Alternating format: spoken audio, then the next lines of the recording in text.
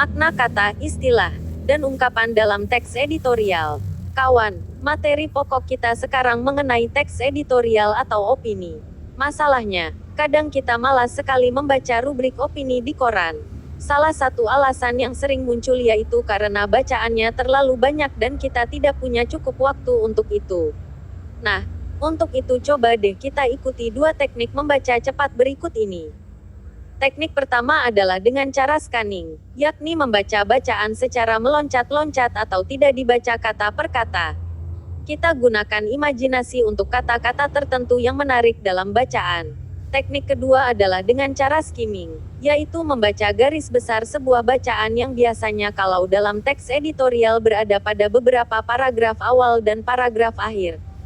Teknik-teknik tersebut dapat kalian praktikkan ketika berhadapan dengan sebuah teks editorial. Coba deh kalian baca contoh teks editorial berikut.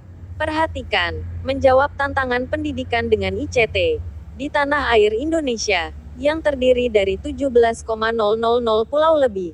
Jalur komunikasi efektif dan partisipasi masyarakat dalam pengembangan pendidikan masih sulit. Oleh karena itu dibutuhkan lebih dari sekadar sistem kurikulum pendidikan konvensional dalam keberimbangan kemajuan pendidikan secara menyeluruh. Seyogyanya, pemerintah, pendidik, peserta didik, dan masyarakat didik mencari solusi lain. Satu di antaranya dengan pendidikan berbasis ICT. Pendidikan berbasis ICT ditandai dengan dimanfaatkannya banyak teknologi informasi dan komunikasi dalam proses pembelajaran. Salah satu bentuknya yang nyata adalah berkembangnya pembelajaran melalui e-learning atau online course. Tersedianya berbagai tools dan opsi untuk synchronous dan asynchronous learning membuat sekolah dan universitas mudah mengadopsi inovasi tersebut. Meskipun tidak sedikit di antara mereka yang bingung memilih. Contoh pemanfaatan asynchronous tools yang telah berkembang saat ini antara lain dalam bentuk forum diskusi dalam jejaring online, ujian online, mengunggah dan mengunduh. Contoh pemanfaatan synchronous presentation tools antara lain melalui audio, video streaming, dan polling. Selain itu masih tersedia teknologi lain yaitu teknologi nirkabel, wireless, dan mobile technologies. Melalui apa yang disebut information superhighway, kini tersedia infrastruktur yang mampu memberikan layanan yang luar biasa kecepatannya. Tersedianya satelit generasi baru dengan orbit bumi yang rendah telah memungkinkan timbulnya frekuensi baru untuk komunikasi terestrial. Secara wireless pertukaran informasi berupa teks, audio dan video dapat dilakukan dengan mudah. Dikutip dari aplikasi pemrograman web sekolah oleh Panji Pratama. Seberapa cepat kalian membaca teks di atas? Atau justru teknik-teknik membaca yang tadi ditawarkan tidak bisa dilakukan karena teksnya terlalu banyak istilah-istilah membingungkan. Maka, penting bagi kita untuk mempelajari makna kata, istilah, dan ungkapan dalam teks editorial. Seperti telah dijelaskan sebelumnya, teks editorial atau tajuk rencana itu berkenaan dengan artikel yang muncul di surat kabar, yang mengungkapkan pendirian editor atau penulis opini mengenai beberapa persoalan yang sedang hangat.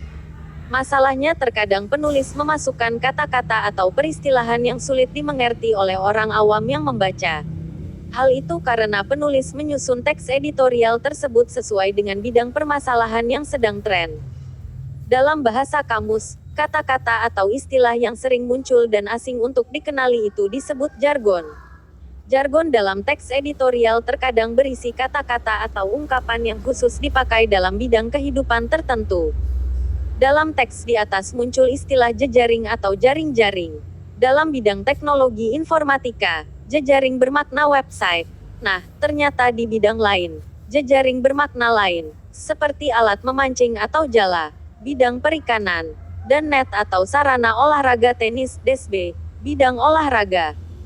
Jadi, bagaimana caranya agar kita tidak kebingungan dan salah menafsirkan ketika membaca teks editorial? Di lain sisi kita ingin membaca cepat, sebaliknya di dalam teks terlalu banyak istilah-istilah yang menyulitkan.